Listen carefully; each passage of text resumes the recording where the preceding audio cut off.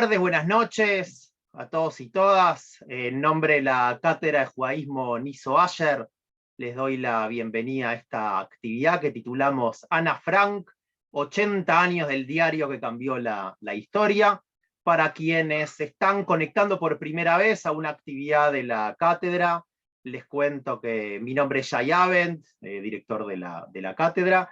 La cátedra es una iniciativa conjunta de la Universidad Católica con el Comité Central Israelita y cuenta con el apoyo permanente de la Confraternidad Judeocristiana del Uruguay. Se inserta dentro del Instituto de Sociedad y Religión que dirige el doctor Néstor da Costa, que nos está acompañando aquí, dentro del Departamento de Humanidades y Comunicación que dirige el doctor Facundo Ponce León, que también nos está acompañando por allí.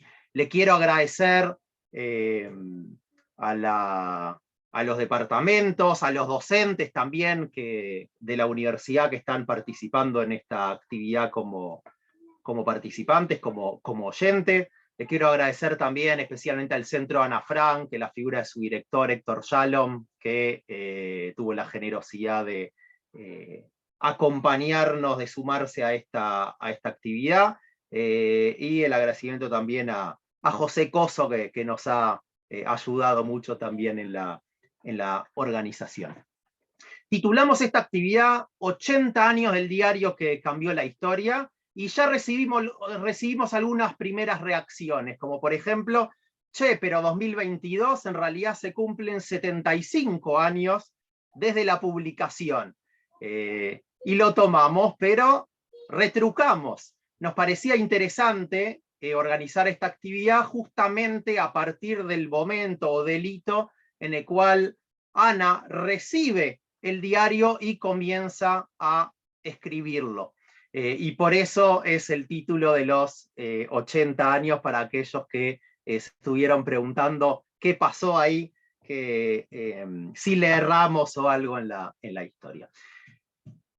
Simplemente antes de darle la palabra a nuestras expositoras, que la verdad que tenemos un panel de lujo, hacer una pequeña mención a alguna curiosidad que tiene que ver con el vínculo de Ana Frank, o la presencia de Ana Frank aquí en el Uruguay. Más allá de las personas que hayan leído el diario, que estoy seguro que son muchas, hace relativamente poco, hace apenas 2 años y un mes, se estuvo presentando acá en Montevideo, en el Museo de Artes Decorativas, una nueva edición del diario. Si vamos un poquito más atrás en la historia, en el 2015 se inauguró la escultura de Ana Frank, del escultor Rubens Fernández Tudurí, que la había creado ya en los años 60, a mediados de los 60, y que hoy está exhibida en el Parque de la Amistad de Villa Dolores, y que tiene la particularidad o la curiosidad de que no es la imagen que conocemos de Ana Frank, sino cómo el artista se la imaginó ya en el campo de Bergen-Belsen, y es muy conmovedora. Tenemos una escuela Ana Frank, ¿no? en el Cerro Norte, la escuela 217, y hemos tenido distintas exposiciones sobre Ana Frank a lo largo de los últimos años. O sea que la temática de alguna manera está cercana y ha estado presente en el Uruguay. Y hoy queremos proponer 2 visiones diferentes, 2 aportes a esto que es la figura de Ana Frank, el diario Ana Frank y su legado. Y para eso tenemos realmente aquí un panel o 2 expositoras de lujo. Vamos a comenzar con la doctora, profesora Ana Ribeiro, que es historiadora, es subsecretaria del Ministerio de Educación y Cultura, y si tuviera que leer o compartir su currículum, estaríamos varios minutos. Me voy a limitar a decir que además de ser historiadora, tiene la particularidad, creo, todos quienes la hemos escuchado, de ser una gran comunicadora. Además es de la casa, ha estado en la gestación, ¿no?, del Departamento de Humanidades, también de la Cátedra de Magallanes, y ha acompañado, ha seguido, conoce bien también a la cátedra de judaísmo nuestra, pero además que cuando la escuchamos sentimos que tiene esa habilidad o esa capacidad para temáticas de mucha complejidad o mucha profundidad, poder traducirlos a un lenguaje accesible sin perder la profundidad de los temas. Así que estamos realmente agradecidos, Ana, por tu presencia hoy, y te concedo el micrófono para que nos compartas tus ideas.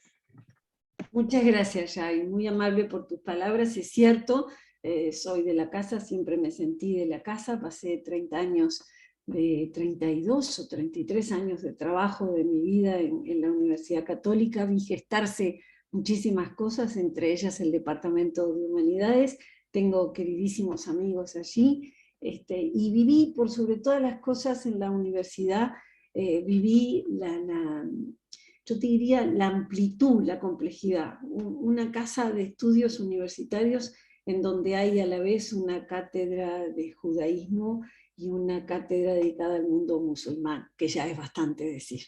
Entonces, ese espíritu muy especial de esa casa, de la que ya me jubilé, me acompañará siempre, toda la vida, y eso lo agradezco. Así que encantada de estar aquí esta noche con ustedes. Les voy a contar algo que les va a hacer reír. Entre que se inauguró el libro hace ya 2 años y algo, se presentó la nueva edición del libro en el Palacio Taranco, como tú muy bien recordabas, Jai, y el día de hoy pasaron 2 años y algo, y en el medio, en mi casa, hubo un cambio grande por razones de albañilería, lo cual implicó mover toda mi biblioteca del lugar y volverla a poner. Entonces no encontré el diario de Ana Frank, que tenía todo debidamente subrayado, leído y armado. Lo tuve que bajar por internet y volver a hacer el trabajo, y me encantó porque era como, no voy a decir otro libro, pero como otra lectura. Quizás yo era otra también, 2 años y medio no pasan en vano. Así que estoy encantada con las cosas que descubrí en esta nueva relectura. Algunas son iguales, las recuerdo exactamente iguales, me produjeron el mismo impacto, y otras digo, caramba, la otra vez no me había dado cuenta de esto. O sea que lo primero que me gustaría es decirles que he sido historiadora y docente muchos años, y simplemente voy a contarle como una persona que lee mucho por su trabajo lo que me ha parecido este libro. Sé que lo hago en el marco de una cátedra, y sé lo que eso implica. Pero fundamentalmente voy a dar mis impresiones como lectora, porque me parece que el mensaje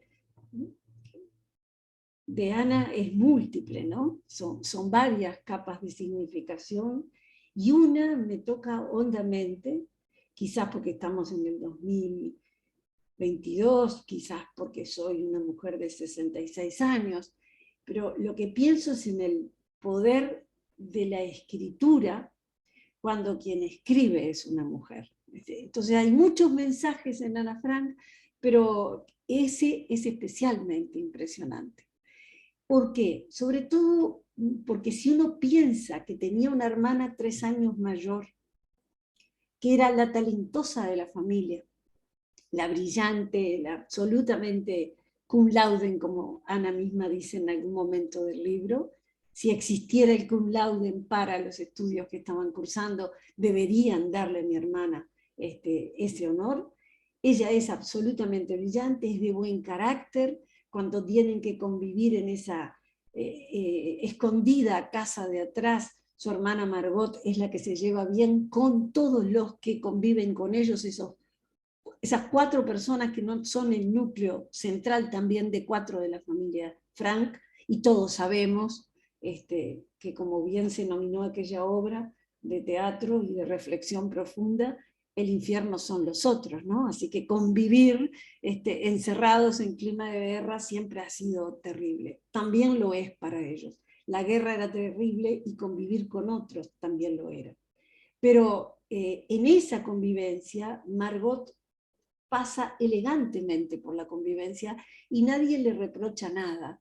En cambio, Ana, 3 años más joven, está en una adolescencia muy rebelde, muy llamativa, muy similar a la que ella ve como en un espejo en las lecturas que le eran habituales antes de entrar al horror de la casa de atrás y de la guerra, y de las cuales siguió siendo una lectora extensa. Me estoy refiriendo a los libros de Cixi Max Belger, lo debo estar pronunciando mal, era la autora de moda, digamos que la Louise May Alcott de los países del norte de Europa, y crea un exitoso personaje literario, que es una niña rebelde, bastante insolente, bastante rezongona y contestataria, que se llama Hope.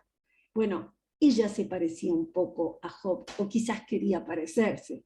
Esa duda la tendremos siempre. ¿Cuánto hay de construcción literaria de Ana a propósito de sí mismo y cuánto hay de una sincera y biológicamente natural adolescencia, que conlleva algunos de los rasgos de Hope?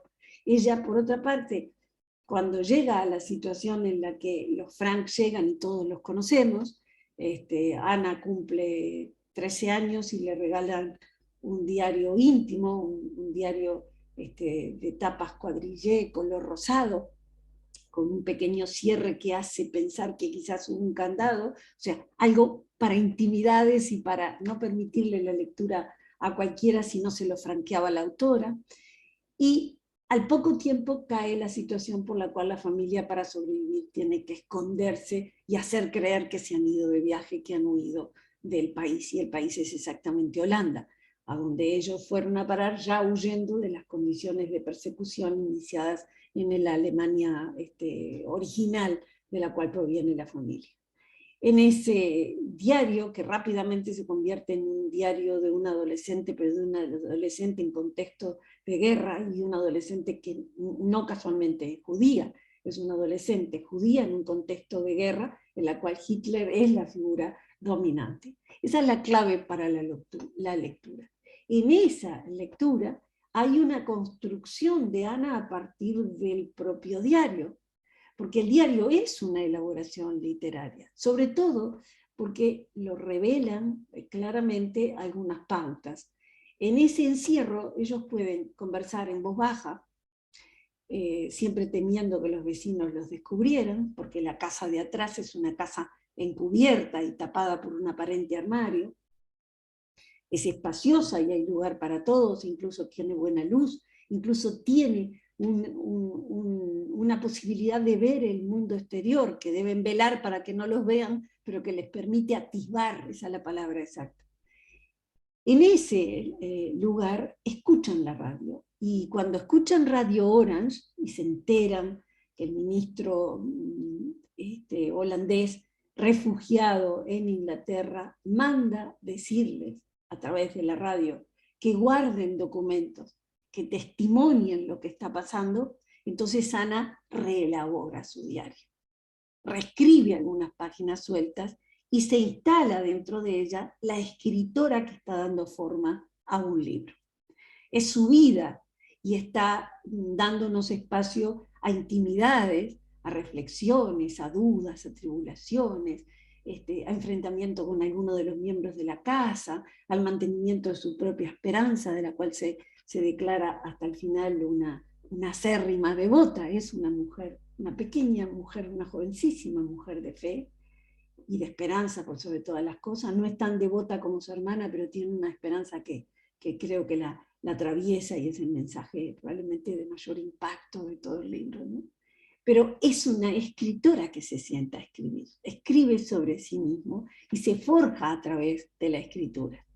Nunca sabremos, creo yo, si fue realmente esa adolescente que se describió a sí misma como ella se veía, o si hay un énfasis literario en esa Ana, que además de ser verborrágica, simpática, además de poner en escena una especie de comediante y de payasa doméstica alegre, si además era cierto que tenía tantas tribulaciones, tantas personalidades escondidas, y tanta rebeldía y tanta capacidad de enfrentar el criterio de su madre, y sobre todo a la terrible señora Van Damme, que es la familia con la que tienen que coexistir.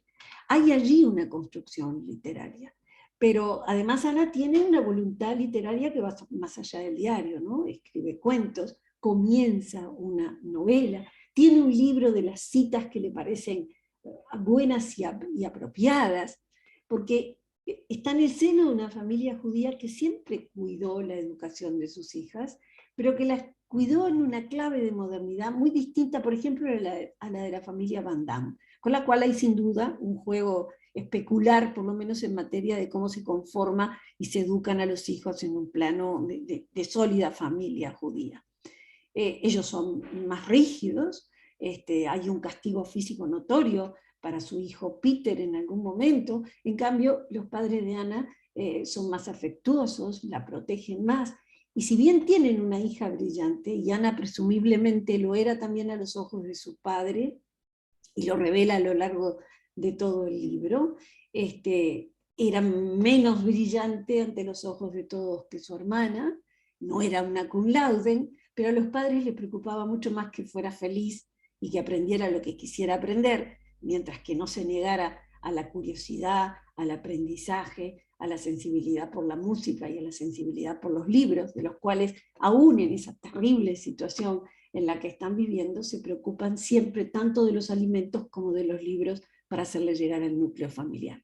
Todo eso me parece a mí que habla de la literatura y habla de una niña entrando a su adolescencia, atravesándola, que se siente sola y que hace de la escritura un refugio, que se construye a través de la escritura una amiga, que no es una amiga imaginaria, es el diario se convierte en una amiga, ella lo dice y además le pone, no casualmente, al diario, con el cual mantiene una relación epistolar, porque es un género dentro de otro, es un diario íntimo, pero ella simula un libro de correspondencia.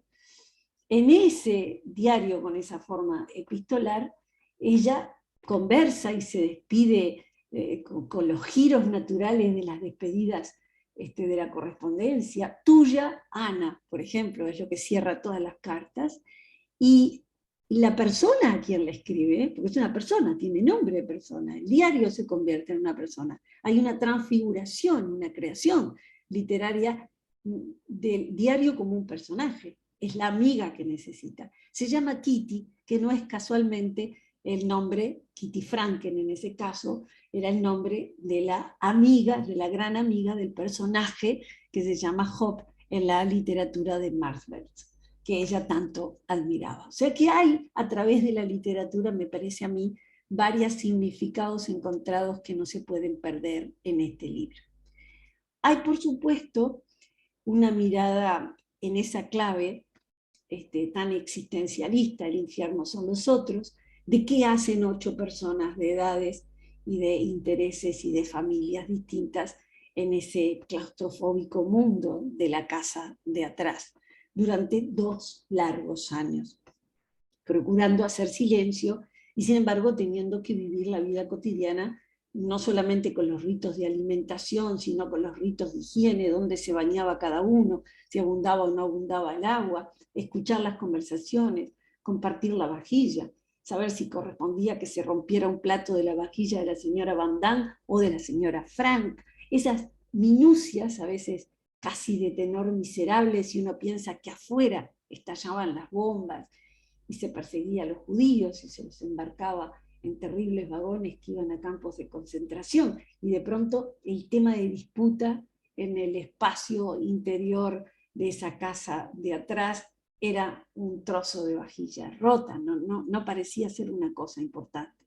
Ese infierno de determinados metros cuadrados, que no son escasos, pero que son acotados, es otro de los capítulos o capas, si ustedes prefieren, de lectura que este libro de Ana permite, ¿no? Hay múltiples cosas a leer en el libro, en esa clave. La relación de un adolescente con su madre en términos de máxima rebeldía. Ana y su madre no se entienden nunca bien. los días de tregua son escasos y ella los registra, precisamente como una tregua, en el distanciamiento, en el enjuiciamiento. Ella dice, he construido una madre ideal, y la que tengo no corresponde con la madre ideal. Tengo que saber medirla. Ella es igual generosa, es amorosa conmigo, pero no es la madre que yo me construí en mi cabeza. El padre es más cercano, es sin duda una figura mayúscula, es el que le hace todas las noches no solamente lecturas importantes y doctas, lecturas apropiadas para una jovencita que ya puede comenzar a adentrarse en el libro de los adultos, algo que largamente esperó, sino que es además el que le cuenta quiénes son los ancestros de donde viven. Hay una búsqueda de quiénes somos y por qué estamos en esta circunstancia, que es absolutamente clara en el libro y que es deliciosa de ver, ¿no? Es alguien que se está afirmando en sus 13, 14, 15 años que cumple dentro de la casa de atrás y que se afirma a través de ese conocimiento de los ancestros, que quien la lleva a eso es el padre. Sin embargo, aún hacia ese padre hay la misma queja de soledad que respecto a la madre, ¿no? Aún hacia ese padre hay un cómo él, siendo tan bueno y tan protector, no se dio cuenta y me dejó sola de esta manera. Es esa soledad existencial propia de la adolescencia, que por algo se llama adolescencia, se adolece de, entre otras cosas se adolece de compañía. Siempre es así, nosotros lo sabemos y Ana Frank lo sabía.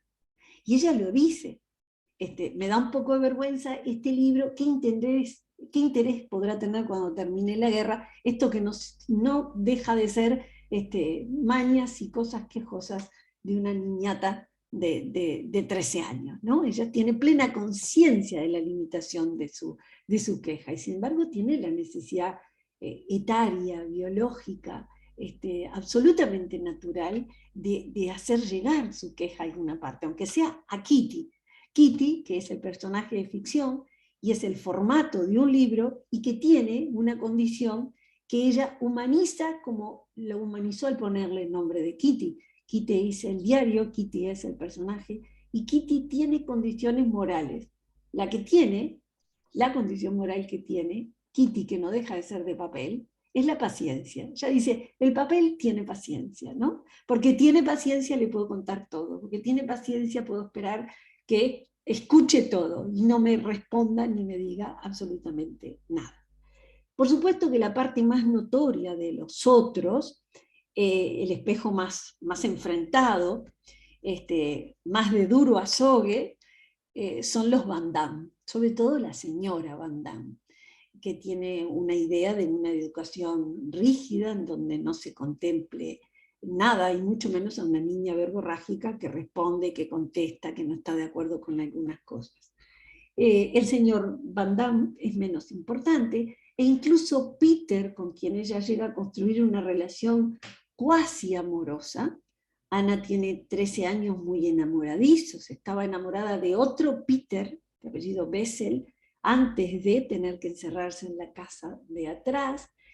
Había tenido un cortejante que no era Peter, o sea, y además contaba parte de su mundo anterior. Si a mí alguien me preguntara, me estoy adelantando a las preguntas, ¿cómo sintetizaría usted de un pantallazo la vida anterior que abruptamente se corta en el momento en que tienen que ir a refugiarse y esconderse en la casa de atrás? Bueno, rintintín, bicicletas y cortejantes, porque eso es lo que Ana cuenta a lo largo de su libro, ¿no? Su plena adolescencia en una Holanda ya acotada por el nazismo, en donde las condiciones de vida cambian mucho para ellos, pero todavía puede andar por las calles. Las calles son su bicicleta para andar, sus cortejantes que son gentiles, que le arreglan la bicicleta, que la esperan, que la acompañan, que le elogian el cabello. No en vano, cuando tiene que hacer las maletas, lo primero que mete son los rizadores, nosotros diríamos ahora los rulos, ¿no? Los ruleros, para encresparse ese pelo que todos le hemos visto en la foto. Bueno, esa era su coquetería de la época. Entonces, ese mundo es abruptamente roto por la convivencia Y claro, el duro espejo hace de la señora Van Damme, como les decía, alguien insoportable, del señor Van Damme alguien menos, y de Peter una suerte de cortejante al que ella reconoce, fui yo quien los seduje. Y uno ve la foto de una niñita esmirreada, todavía muy infantil, sentada en su escritorio, preocupada por sus tareas escolares, y no ve una Marlene Dietrich para hablar de una alemana seductora de la época, de ojos ahumados y gestos vampirescos. Y sin embargo ella habla de seducir. Ese espejo, que son los Van Damme, se completa con el personaje bastante más anodino, bastante más discreto del dentista que entra a la familia un poco más tarde y que se suma a esa búsqueda de noticias, a esa búsqueda de silencio, a los padecimientos que van apareciendo. Los padecimientos son graduales en el libro. No en vano vendió ese montón de copias, de millones. No solamente un documento, ella lo quiso construir como documento y lo es, impresionante de la guerra. Es, por sobre todas las cosas, un documento del crecimiento de alguien y es una trama literaria.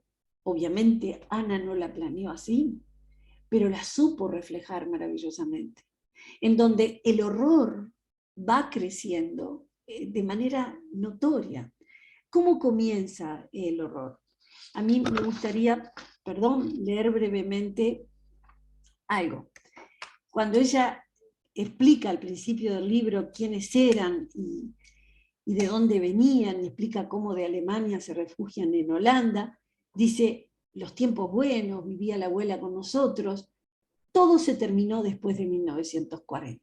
Para ahí empieza el horror. Un decreto dictatorial siguió otro y los judíos se vieron especialmente afectados. Y aquí viene el primer escalón del horror que describe Ana, ¿no? Tuvieron que llevar una estrella amarilla en su vestimenta, entregar sus bicicletas, ya no podían viajar en tranvía, para no hablar de automóviles. Los judíos solo podían hacer compras entre las 3 y las 5 de la tarde y solo en tiendas judías.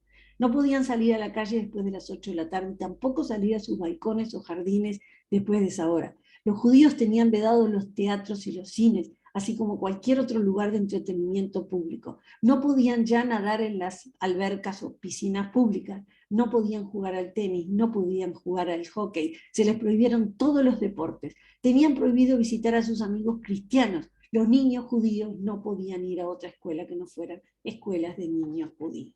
Esa es la primera capa del horror. Bien, luego viene el horror de la casa de atrás, que no es horror. Ana llega a sentir y a expresar la vergüenza de cómo ellos viven tan cómodamente, tan calentitos y bien alimentados dentro de su casa, y cuando tímidamente pueden correr las cortinas que los protegen de que los vecinos no los detecten y los denuncien, como finalmente alguien lo hizo, 2 años y pico más tarde, lo que ven por la ventana es otro nivel de horror, que me permito leerles también rápidamente, si es que lo encuentro, si no se los voy a tener que contar. Esperen que por aquí está. Aquí, perdonen. ¿Ah? Los alemanes se dedican, lista en mano, sistemáticamente golpeando puerta tras puerta, a cazar judíos dentro de sus casas. Siempre piensan que les aguarda un botín. Por la noche veo a menudo desfilar esas caravanas de inocentes con sus hijos llorando, arrastrados por algunos brutos que los azotan y los torturan hasta hacerlos caer. No respetan a nadie, ni a los viejos, ni a las criaturas, ni a las mujeres embarazadas, ni a los enfermos. Todos deben tomar parte de esa ronda de muerte. Y nosotros aquí, al abrigo y en calma. En mi casa, bien abrigadita, me siento menos que nada cuando pienso en las amigas que más quería, todas ellas ya arrancadas de sus hogares y caídas en ese infierno. Días tras días va describiendo, hay más de una descripción en esta clave. Los niños que vuelven de la escuela y se encuentran con la casa tapiada, las mujeres que fueron a hacer los mandados y se encuentran con la casa sin nadie dentro porque a todos se los llevaron. Esa descripción del horror progresivo y luego el deterioro material y humano, el deterioro de conductas que ella registra en la población de Holanda en general, ¿no? Dice con asombro, veo a los niños con harapos, los veo flacos, los veo pasar frío, los veo pedir comida. ¿Cómo los niños de Holanda han llegado a este punto? Y no son solo los niños judíos, son también los niños cristianos. Ese horror, ese miedo, la descripción de las bombas, cuando les llegan noticias del exterior, las noticias son de los bombardeos, y están bombardeando ya los aliados a Alemania, pero en ese bombardeo hay como ellos, familias que están escondidas, pueden caer bajo las balas de aquellos en quienes tienen depositadas las esperanzas de que los liberen.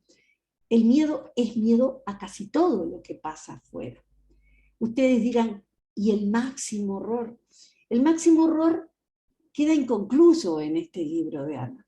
Queda completamente inconcluso y es espectacular que así sea. Y probablemente sea uno de los secretos de su éxito. Todos sabemos que no solamente queda cercenada y trunca la vida de Ana Frank, sino que queda cercenado y trunco una escalada de horror en la que ella vivió la máxima experiencia posible.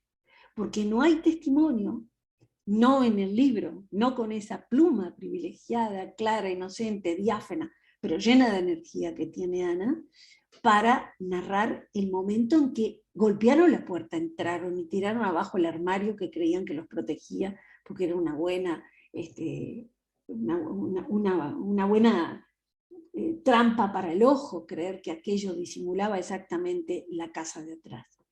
Tiene que haber sido espantoso el ingreso, y no tenemos el relato. Como tiene que haber sido espantoso el viaje, del cual solo tenemos algunos datos muy aislados. Se los llevan a los 4, van primero a Auschwitz y luego, en segunda instancia, recién van al campo de concentración, en donde no van el padre y la madre, sino las 2 hermanas, y en donde finalmente morirán poco antes de que termine la guerra, prisioneras de los alemanes y con un tifus, que como una de las tantas enfermedades producto del hacinamiento, la mala alimentación, la escasez de agua, de higiene y de cualquier condición vital mínimamente decente, las ataca y mata a ambas. A una primero y a la mayor primero y luego a Ana. Entonces, ese horror del viaje en tren, ese horror de atravesar el paisaje, lo primero que hacen al salir y haber pasado por el miedo del descubrimiento, es ir al primer centro de detención dentro de Holanda y luego ser trasladadas hasta Polonia, luego regresar al segundo campo. En ambos casos lo hacen en camiones que eran para animales, y todo el mundo lo señala, eran para animales, viajaban 1000 personas y había solo una especie de gran tacho para que hiciera el papel de un retrete improvisado para todo el mundo. Uno puede inmediatamente imaginarse el asco, imaginarse la piedad de la gente que no llega, que no le da el rendimiento físico para soportar un viaje de ese tipo. Uno puede entender el horror de que de esos 1000 apenas llegan, 350 van directo a la cámara de gas porque no tienen esperanza alguna de que puedan servir para ninguna tarea que les fuera útil a los que dirigen el campo. Son jóvenes las 2 hermanas, todavía tienen esperanza de que pudieran hacer algo. ¿Qué las pusieron a hacer? No lo sabemos. ¿Qué fue trabajar y vivir viendo cómo el cuerpo se tornaba cada vez más magro, más débil, más enfermo, más frío? Que era para las 2 vivir lejos, esa experiencia atroz, vivirla lejos del padre y de la madre y de todo lo que habían sido y lo que habían tenido. ¿Dónde habrá ido a parar aquella vergüenza tan altamente moral de Ana, de sentir que estaba calentita dentro de su casa mientras atisbaba por las cortinas lo que estaba pasando afuera, y era una mínima cuota de horror de lo que ella misma viviría luego? ¿Dónde habrá ido a parar esa vergüenza cuando sentía que ella estaba protagonizando el peor de los calvarios posibles, ¿no? O sea, allí no tenía deudas frente a nadie, solo tenía miedo, hambre, frío, debilidad y todas las cosas que podemos imaginar.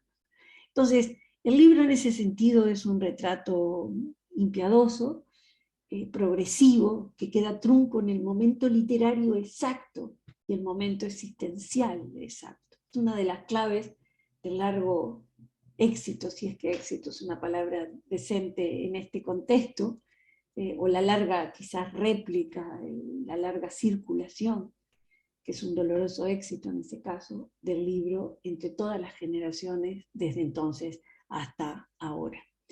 Hay dos cosas que me gustaría señalar antes de terminar para respetar los tiempos. Y es que en el libro y en aquel momento histórico, en esas 8 personas encerradas allí, había lugar para el humor. ¿Cómo no? No solamente para leer y escuchar Radio Orange y seleccionar qué escuchaban, sino para el humor.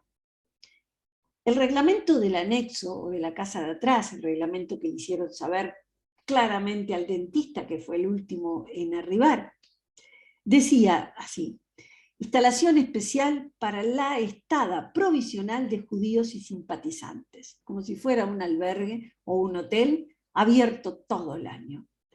Sitio aislado, libre de vegetación, en el corazón de Ámsterdam. Vecinos excluidos. Se llega con los tranvías 13 y 17, o bien con un coche o una bicicleta. En caso de prohibición por los alemanes de estos medios de transporte, se puede llegar como llegaron ellos, a pie. Alquiler gratuito. Régimen sin materias grasas. No había demasiado. Lo que había, se comía. Cuarto de baño, con agua corriente, que lamentablemente también corre por algunas paredes, dice al lado y entre paréntesis. Amplio espacio reservado a las mercancías de cualquier clase. Posee un receptor de radio con transmisiones directas de Londres, Nueva York, Tel Aviv y muchos otros lugares. Este aparato solo puede usarse después de las 18 horas. No se prohíbe sintonizar las estaciones alemanas siempre que éstas transmitan música clásica o cosa semejante. Radio que sabemos la usaron mucho, que fue un consuelo, que alimentó esa cabeza curiosa, dinámica de una Ana jovencísima, que sin embargo era capaz de decir: dijo el señor Van Damme tal cosa, pero yo no lo creo porque Churchill dijo tal otra. Sí, era una adolescente muy empapada de la tragedia que la rodeaba, aunque ella pensaba que era escapista porque soñaba con la posguerra y con los tapados y con los zapatos que se iba a comprar el día que pudiera volver a vestirse decentemente. De 22 a 8 de la mañana, a las horas de descanso, el domingo hasta las 10:15. En razón de las circunstancias se observan también las horas de descanso diurno. Es de interés común que cada cual debe respetar estrictamente las horas prescritas de descanso. Idiomas extranjeros, sea el que fuere. Ruégase hablar en voz baja y en una lengua civilizada. Ella estaba estudiando francés y Peter inglés. Es decir, queda excluido el alemán. Hay más cosas, todas con el mismo, yo no sé si decirlo humor o decir sarcasmo, pero es sin duda algo que en cualquiera de los dos casos requiere inteligencia y mucha. La vida allí adentro.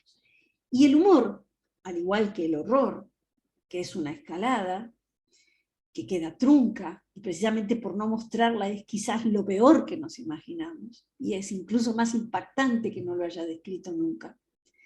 El humor también hace una escalada, y la última escalada no es una carcajada, es imposible pensar en una figura así, hilarante, no solo porque hay que bajar la voz para que no nos descubran, es porque no hay lugar para tanta alegría, pero sí hay lugar en el libro para la esperanza. Para mí el libro tendría que tener un punto final en esto que paso a leerles, que es lo último que les digo, y es la escalada del humor hasta que llega a un escalón impresionantemente alto, un balcón, en donde lo que hay, repito, no es carcajada, es esperanza, porque hay que tener esperanza en estas circunstancias. Y ella lo tiene, habla de sí misma, se analiza mucho, dice que tiene la capacidad de verse siempre de afuera, que por lo tanto se ve y se aprecia a sí mismo y se autocorrige a los 5 minutos después de terminar de protagonizar una escena, una frase. Y sin duda es una niña introspectiva, inteligente la que escribe este libro, y es absolutamente verosímil que ella tenga ese don. Pero cuando se describe más a fondo dice: asombra, y está hablando de sí, que yo no haya abandonado aún todas mis esperanzas, puesto que parecen absurdas e irrealizables. Alcanzaba con hacer así con un dedo y correr apenas la cortina. para saber que era absurdo e irrealizable pensar en comprarse zapatos nuevos, un saco, volver a la escuela como ella quería, volver a sentarse en el libro de clase. Sin embargo, me aferro a ellas, me aferro a las cosas absurdas e irrealizables, a pesar de todo, porque sigo creyendo en la bondad innata del hombre. Me es absolutamente imposible construirlo todo sobre una base de muerte, miseria y confusión. Veo el mundo progresivamente transformado en desierto. Oigo cada vez más fuerte el fragor del trueno que se acerca y que anuncia tal vez nuestra muerte. Me compadezco del dolor de millones de personas y sin embargo, cuando miro el cielo, pienso que todo eso cambiará y que todo volverá a ser bueno. Que hasta estos días despiadados tendrán su fin y que el mundo conocerá de nuevo el orden, el reposo y la paz. Conozco muy pocos textos menos conmovedores que este, porque de verdad es una fe que solo puede salir de las entrañas y de la convicción profunda de alguien tan joven, tan lleno de vida y de expectativas, que ha visto mucho para sus jóvenes años, pero que todavía tiene muchísimas ganas de vivir y de salir del horror en el que estaba. Saber que no lo pudo hacer es probablemente el más trágico encanto de este libro y la más trágica razón de su vigencia. Que Ana sea Ana y no Jacobo también influye. Es una lectura importante para nuestros días, en que lo femenino se ha transformado en la emergencia social más notoria del siglo XX y de lo que va del XXI. Así que para mí ha sido una segunda lectura, quizás tercera, porque creo que lo había leído cuando muy jovencita también, siempre capaz de provocarme y de enseñarme cosas completamente nuevas. Y bueno, y por aquí me quedo porque creo que me excedí del tiempo. Muchísimas gracias, Ana, gracias por compartir con nosotros esas reflexiones, gracias por esas preguntas también, ¿no? Que quedan como inconclusas, y por terminar también con un mensaje más esperanzador. Sepan quienes están participando que tienen el botón de Q&A, de preguntas y respuestas, también para hacernos llegar sus preguntas, y como ya me han llegado algunas, las voy a tirar como para poder irlas pensando y después le damos paso a nuestra segunda invitada. Tenemos una pregunta que dice, ¿qué hace de Ana Frank una figura y obra universal? Tenemos una que dice, ¿aporta Ana Frank algo al género de los diarios? Y tenemos otra que dice, ¿cuál podría ser la relevancia del diario para adolescentes de hoy en día? Así que mientras seguimos pensando esas preguntas, le voy a dar paso a nuestra segunda invitada, a Sol Centeno, que Sol es coordinadora del Instituto de Capacitación Docente del Centro Ana Frank Argentina para América Latina, a quien también agradecemos mucho su presencia, y queremos que nos cuente un poco cómo traduce en definitiva el Centro Ana Frank el legado de Ana en nuestros días.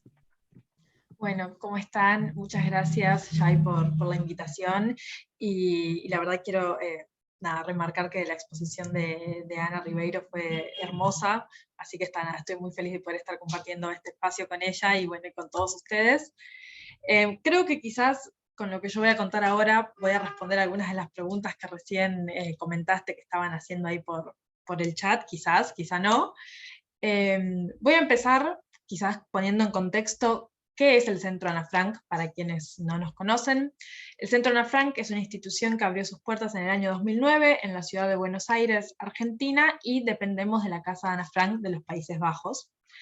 Y trabajamos con propuestas educativas, no solo en Argentina, sino recientemente también para toda América Latina, y estamos trabajando en expandir nuestras propuestas para toda la región, así que también nos gusta mucho poder estar en esta charla. Y mi idea un poco con mi exposición es quizás hablar un poco de esto que decían de cómo es relevante la historia de Ana Frank para los jóvenes hoy, y algunos ejes para pensarla y trabajarla desde la educación. En Argentina, el 12 de junio, que es el día del natalicio de Ana Frank, está en la agenda educativa para que las escuelas lo trabajen, todas las escuelas primarias y secundarias lo trabajen. Y el año pasado, en el marco de la semana del natalicio de Ana Frank, fui a una entrevista que nos hicieron en la TV pública argentina, y en medio de estas preguntas que me hacía el entrevistador, que me preguntaba sobre, bueno, ¿quién fue Ana Frank? ¿Qué hace el Centro Ana Frank? Me mira y me pregunta, ¿por qué Ana? Y ahí yo me quedé un poco, como me sacó un poco de eje, y me puse a preguntar, ¿por qué Ana? ¿Qué tiene de especial Ana Frank? ¿Qué tiene de especial su diario? Más de 80 años después de que haya sido escrito, más de 75 años de que fue publicado, seguimos leyendo su diario porque se inscribió en nosotros como muy pocos libros lograron hacerlo. Ana tuvo una vida atravesada por la tragedia del contexto en el que vivía, pero también tuvo una infancia feliz, plena y completa, como cuenta ella misma en el diario. Y todo esto ella lo plasma en su escritura, no solo lo malo y lo triste, sino también lo bello, lo complejo y lo deseado. Entonces, ¿qué tiene de especial el diario de Ana? Yo creo que lo primero, como mencionaba la doctora hace un rato, es que justamente es el testimonio de una joven. Una chica que estaba pasando por los mismos procesos que pasan todos los adolescentes y han pasado todos los adolescentes a lo largo de la historia. Entonces, en el diario podemos ver cómo ella habla de sus cambios físicos, del amor, del desamor, de las peleas con los padres, de los sueños, de las frustraciones. Todo esto en medio de un contexto hostil, de persecución, de violencia y de guerra. Lo que hace el diario es permitirnos ver el contexto histórico a través de los ojos de Ana, y nos da un poquito más, porque cuando los jóvenes agarran el diario y lo leen, no se encuentran tanto con una lección de historia, sino que se encuentran un poco también con ellos mismos, se identifican con Ana, se identifican cómo ella escribe, cómo ella cuenta lo que le pasa, sus frustraciones, sus necesidades, con la sensación de no ser escuchada. Ana escribe en su diario una frase que dice, y a nosotros no nos dejan opinar, nos pueden decir que nos callemos la boca, pero no que no opinemos, eso es imposible. Nadie puede prohibir a otra persona que opine, por muy joven que ésta sea. Y para continuar, voy a compartir pantalla para justamente mostrarles nuestro trabajo que hacemos con jóvenes. Denme un segundito.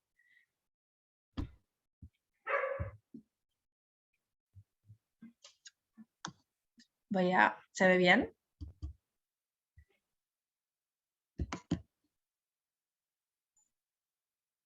Ahí pongo presentar.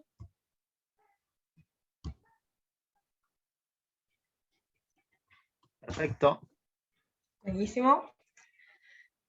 Bueno, de vuelta esta frase que voy a usar como disparadora justamente para esta pregunta que hacían de cómo es relevante la historia de Ana Frank para los jóvenes hoy en día, ¿no? Y para nosotros es muy importante pensar justamente a los jóvenes como sujetos de derechos, en esto que Ana dice de que no la escuchan, no la toman en cuenta, no la dejan opinar, pensar que los jóvenes tienen estas capacidades de reflexionar y de pensar y de justamente transformar el contexto en el que viven. Nosotros trabajamos mucho con jóvenes con esta idea de los jóvenes como sujetos de derechos, y para explicarlo un poco mejor voy a dejar que sean los mismos jóvenes los que contesten qué significa para ellos ser jóvenes como sujetos de derechos. Díganme si se escucha bien. Voy a reproducir un pequeño video. Sí.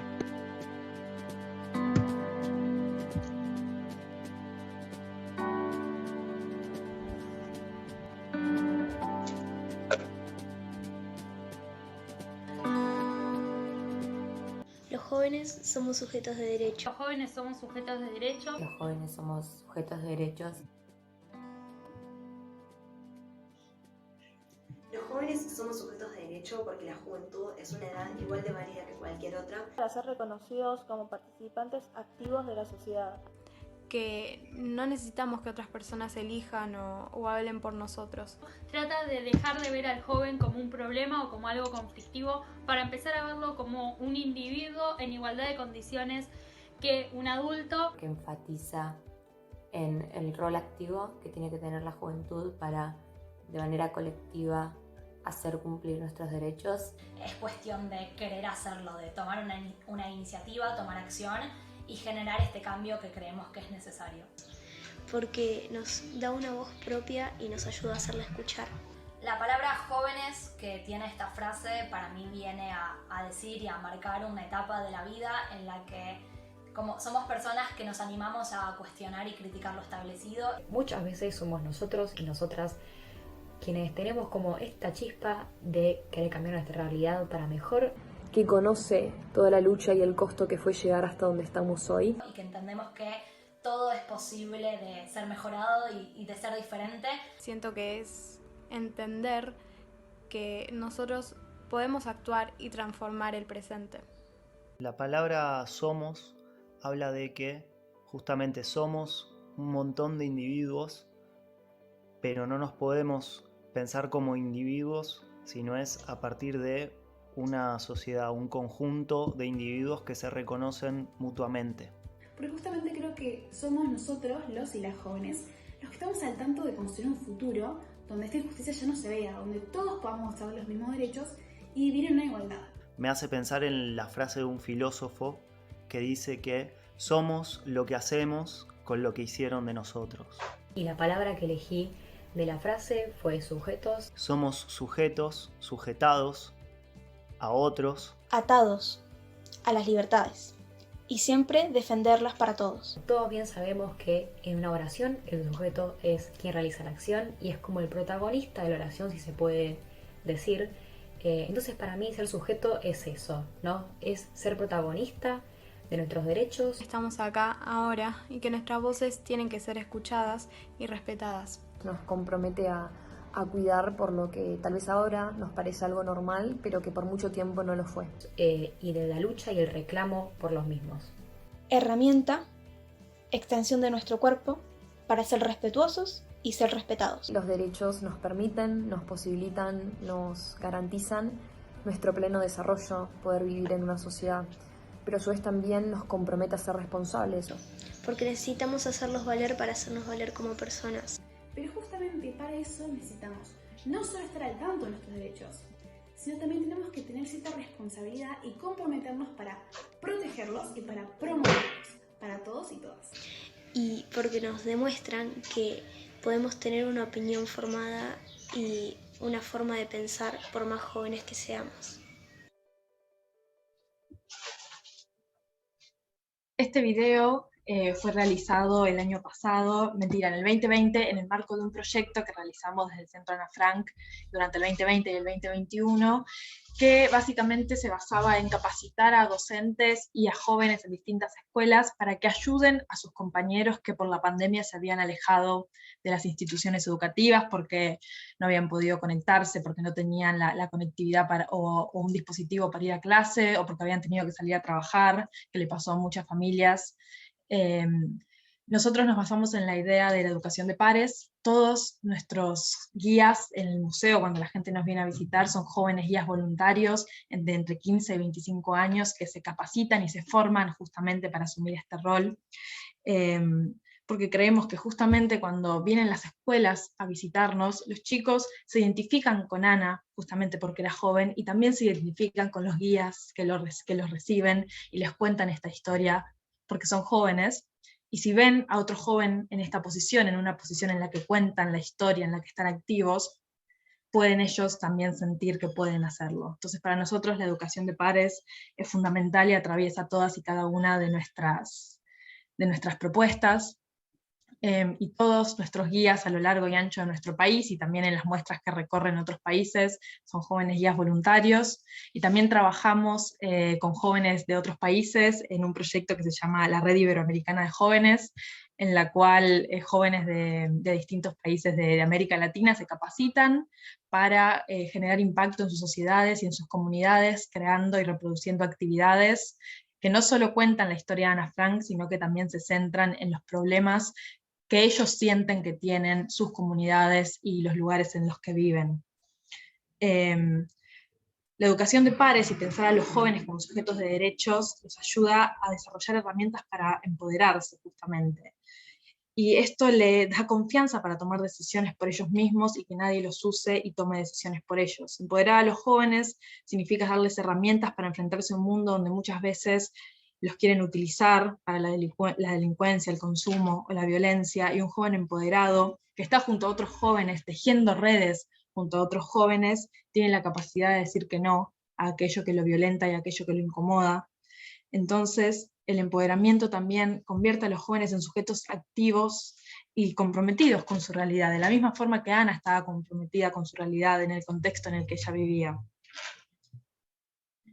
La potencia de los jóvenes también fue algo que vio Otto Frank, el padre de Ana, que fue el único que sobrevivió de los 8 escondidos. Cuando vuelve de la guerra, primero se publica el diario y después Otto empieza a recibir cartas de personas diciéndoles que quieren conocer el lugar donde Ana se escondió, y así es como en 1960 abre sus puertas la casa de Ana Frank en los Países Bajos.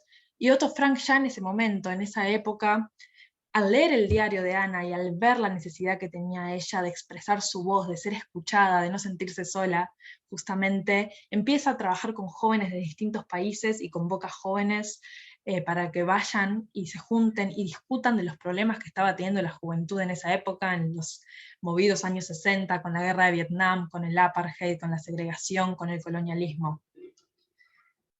Yo creo que este es uno de los ejes que nos permite responder ¿por qué Ana? ¿No? ¿Por qué Ana es una historia potente? Pero creo que todavía hay más respuestas posibles.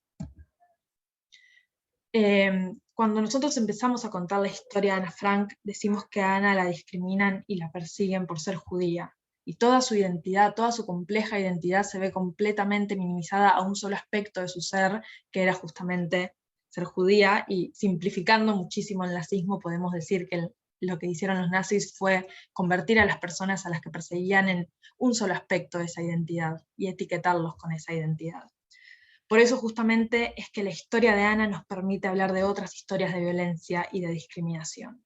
El antisemitismo, el racismo, la homofobia, la violencia de género, el bullying.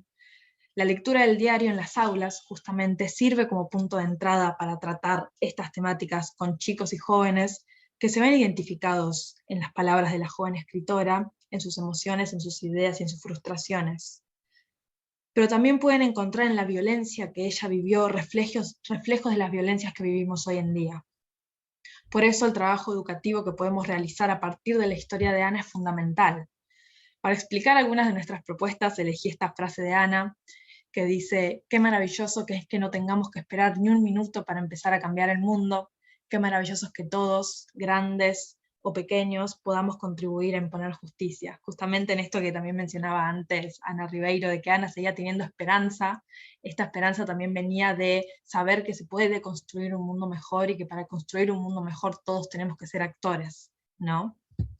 Y es justamente este mensaje el que nos impulsa el trabajo educativo que hacemos en el Centro Ana Frank, pensando principalmente que a convivir se enseña y a convivir se aprende, de la misma forma que se aprende matemática, lengua o historia, y que el diario de Ana es un gran insumo para usar en las escuelas para trabajar no solo la historia del nazismo y de la Segunda Guerra Mundial, sino también para trabajar la convivencia y enseñar valores para combatir todas formas de discriminación y de violencia.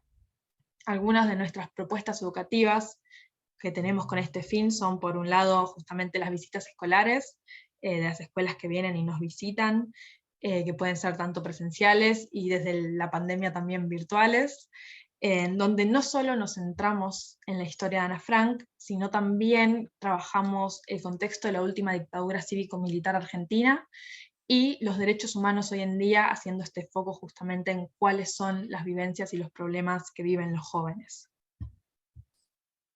También en otras propuestas retomamos esta potencia de Ana como escritora y tenemos un proyecto que se llama Proyecto Periódicos, en donde invitamos a escuelas de toda América Latina a producir sus propias noticias y su propio periódico. Cada escuela que participa, los chicos junto con sus docentes arman un diario, piensan un título, piensan las temáticas que quieren tratar, obviamente Ana Frank, pero también otros temas que ellos crean que son importantes, que los preocupen y que los interpelen, y escriben notas, hacen entrevistas, reseñas culturales, y todo eso nos lo mandan y nosotros hacemos paneles que exponemos en una exposición para que puedan venir y conocer a otros escritores, jóvenes escritores como fue Ana Frank, justamente. Y a fin de año se elige una nota de cada escuela que participa y hacemos un periódico integrado que se llama La Voz de los Chicos, que repartimos en todas las escuelas que participan y en otras escuelas del país, para que puedan jóvenes leer a otros jóvenes. Y también, como creemos que son los educadores quienes más herramientas tienen para crear un terreno propicio para que los jóvenes puedan descubrirse y desarrollarse, tenemos un instituto de capacitación docente, donde lo que hacemos es generar cursos, talleres y charlas para docentes, para formación docente,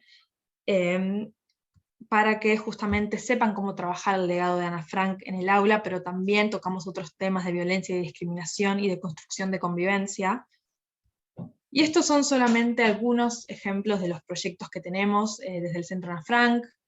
Por mencionar algunos, también tenemos un concurso literario, por ejemplo, hemos trabajado con cadetes de policías, hemos trabajado con jóvenes que están presos en las cárceles en Argentina, a lo largo y ancho del país, y también en otros países. Hace unos años tuvimos las muestras en Uruguay, y la idea es poder seguir llegando a otros países de América Latina con estas propuestas y más.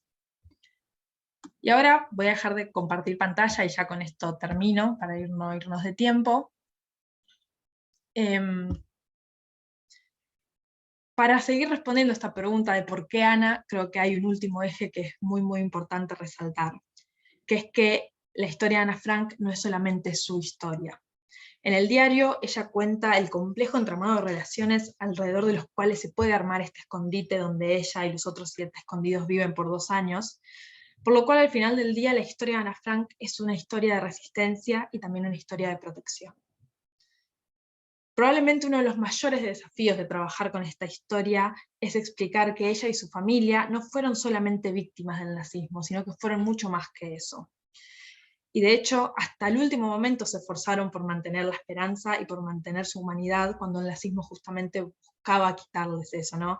Antes Ana mencionaba como estas cosas que Ana cuenta de la casa de atrás, de cómo vivían, de las peleas que tenían, de sus sueños, de sus deseos. Nosotros siempre decimos que ellos intentan mantener las costumbres, a pesar de que no era necesario, pero lo hacen igual porque esta es una forma justamente de resistir a este exterior que quería hacerlos menos que humanos, ¿no? Ana sigue teniendo sueños, en el escondite los adultos trabajaban, los jóvenes estudiaban, tenían horarios para levantarse, para comer, para bañarse, tenían tareas, y seguían pensando cómo iba a ser su vida cuando finalmente pudieran salir. Ana quería ser periodista y escritora, Peter quería volver a andar en bicicleta, Margot quería ser enfermera, todos seguían resistiendo y pensando cómo iba a ser su vida cuando salían, y justamente Ana escribía, y esa fue su mayor forma de resistir, ¿no? Pero también es una historia de protección, y ya con esto termino, porque la historia de Ana es también la historia de los protectores, de quienes los ayudaron a ellos a esconderse, que fueron los socios de Otto Frank, sus empleados, quienes se encargaban de llevarles comidas, de seguir trabajando y manteniendo la fábrica para que ellos pudieran sobrevivir, de contarles las noticias del mundo exterior. Sin esas 5 personas que los ayudaron, ellos no podrían haberse escondido, y Ana no podría haber escrito su diario. Cuando ellos los descubren, Mip Gies, que es probablemente la protectora más conocida, encuentra el diario de Ana todo tirado, como lo dejaron los nazis cuando se lo llevaron, junta todo y lo guarda en un cajón. No lo lee, no lo toca, lo guarda. Cuando Otto Frank vuelve y se entera de que sus hijas habían muerto, Mip agarra el diario de Ana, se lo entrega a Otto y le dice: este es el legado de tu hija. Es gracias a este acto de protección que podemos leer el diario de Ana hoy en día, es que las palabras de Ana nos llegan porque la protegieron. Y justamente creo que ahí recae la respuesta a la pregunta ¿por qué Ana? Ana es porque la protegieron, porque alguien se encargó de cuidarla, porque tuvo gente que los ayudó y gente que guardó su diario hasta cuando ella no estaba. Y justamente nuestro trabajo en el Centro Ana Frank busca que todos nos convirtamos en protectores en las violencias pequeñas y diarias que vivimos hoy en día, porque justamente gracias a que hubo protectores, Ana pudo escribir. ¿Por qué Ana? Porque hubo gente que los ayudó, hubo gente que los protegió, y creo que es muy importante resaltar que al final del día la historia de Ana Frank es una historia del horror, de la persecución y de la discriminación, pero también es una historia de la esperanza, de la resistencia y justamente de la protección y de todo lo que se puede lograr si ayudamos y protegemos a los demás. Muchísimas gracias, Sol, por compartir todo lo que hacen, por acercarnos un poco también a lo que generan este tipo de historias hoy en día, ¿no? Y específicamente con adolescentes y al centro. Y gracias también por responder ya algunas de las preguntas. Me llega un mensaje: estuve en la casa de Ana Frank en Ámsterdam, es impresionante, tengo pendiente visitar el de Buenos Aires, así que ya tenemos gente que le generaste la curiosidad de visitar. Gabriela Noila dice: Ana, qué placer escucharte. La doctora Silvia Facal, simplemente decir que ha sido un deleite escuchar a Ana Ribeiro. Irene nos dice que Peter Schiff acabó en Auschwitz. Bueno, nos están llegando algunas preguntas. Yo diría que para respetar los tiempos, quizás le damos la posibilidad a Ana de responder esas preguntas que quedaron pendientes, ¿no? ¿Qué es lo que hace a Ana Frank y su obra algo universal? ¿Y cuál podría ser la relevancia del diario para adolescentes hoy en día? Y con eso damos por cierre a nuestra actividad. Aquí, es que estaba silenciada. Bueno, en parte creo ya haberlo dicho, creo que como diario cumple perfectamente con la riqueza del género y le agrega ciertas peculiaridades. Todo diario es diario de una situación real, también lo es, por lo tanto, el de Ana, y tiene ese plus de lo documental directo del afuera y a su vez del adentro, porque es un diario íntimo. En el caso del diario de Ana, está construido literariamente con tanta eficacia que Ana ha hecho un antropomorfismo del libro y lo convierte, del diario, perdón, y lo convierte en un interlocutor, ¿no? Hay allí una estructura literaria. Literariamente la construcción es producto de una síntesis de realidad, circunstancia y buena inspiración de una lectora voraz como ha sido Ana, y el resultado es una construcción impecable. Eso explica su trama llamativa, eso explica la capacidad discente del texto, que sigue diciendo a las generaciones que vienen. Yo escuchaba a Sol Centeno y pensaba, hace 30 años, cuando yo ya estaba dando clase, nadie hablaba con alguno de los términos técnicos, pero ya de uso popular, que son conceptualizaciones internalizadas, de las que Sol hizo uso.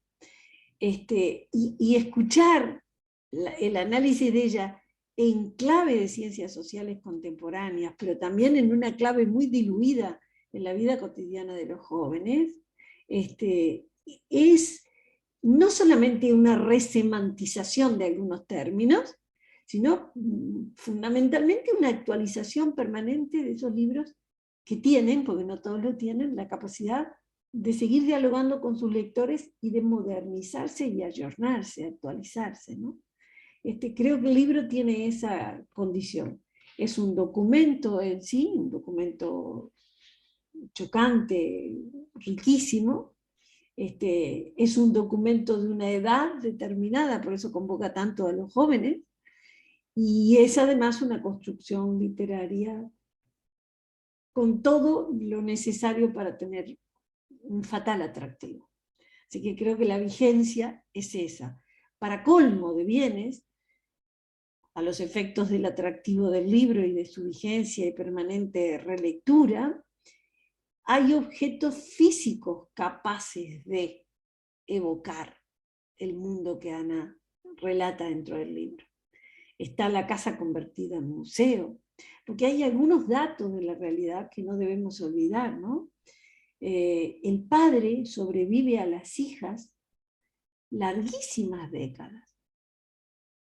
Él sabe que ellas han muerto en 1945, su esposa y sus 2 hijas, pero él muere en 1980. A mí, en la fecha, me provoca una interpelación fuerte, porque yo tenía 25 años cuando el padre de Ana Frank muere. Y Ana, si viviera hoy, tendría 93 años. Yo tuve un amigo que murió a esa edad. Y tenía hasta una novia clandestina, con 93. ¿Me explico?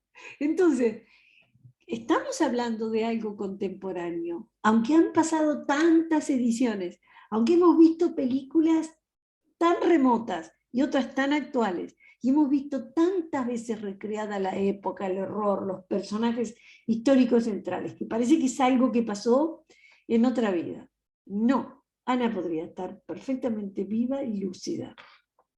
Entonces, todo eso es muy impactante, es contemporaneidad pura, y están allí las circunstancias físicas que le dan carnalidad a eso. Muchísimas gracias. Bueno, la verdad que ha sido un placer. Están llegando comentarios no solamente acá, sino me están mandando a mí directo a mi WhatsApp mensajes de agradecimiento, de felicitaciones, que quiero conocer el centro Ana Frank en Buenos Aires. Me están pidiendo acá si podemos compartir los datos del centro, Sol. Sí, después por quizás con las supuesto. personas, porque hay personas que quieren saber más sobre algunos proyectos que Sí, tienen. si te parece, te puedo mandar la información ya y vos Dale. la reenvías, todos Perfecto, nuestros mails de contacto, redes, para que nos sigan, y son más que bienvenidos a venir a visitarnos, y esperamos poder estar con alguna muestra de actividad en Uruguay pronto. Ojalá. Y bueno, agradecerles muchísimo nuevamente, Sol Centeno, Ana Ribeiro.